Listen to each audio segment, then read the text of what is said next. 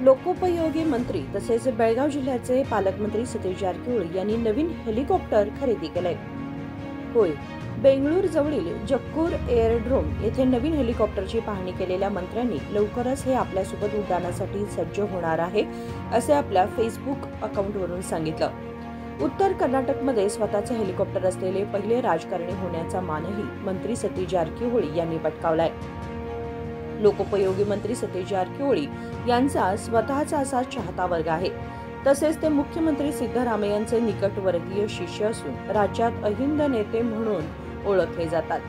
दिवसाच्या 24 तासांपैकी 18 तास काम करणारे मंत्री म्हणून प्रसिद्ध असलेले जारकिहोळी यांनी राज्यभर पक्ष संघटनासह 2028च्या निवडणुकीची तयारी करण्यासाठी हे नवीन हेलिकॉप्टर खरेदी केले असल्याचे सांगितले जाते।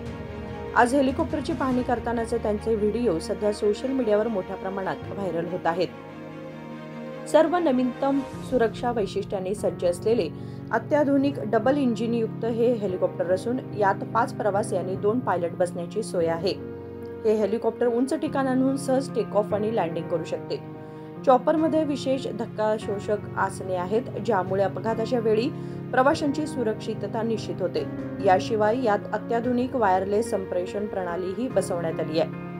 आज या हेलिकॉप्टरची पाहणी करताना मंत्र्यांसोबत केपीसीसीचे सरचिटणीस सुनील उन्नमनव, अली गोरवणकोळ यांच्यासह इतर उपस्थित होते। विनोद कोलकार, KMM मराठी, बेळगाव।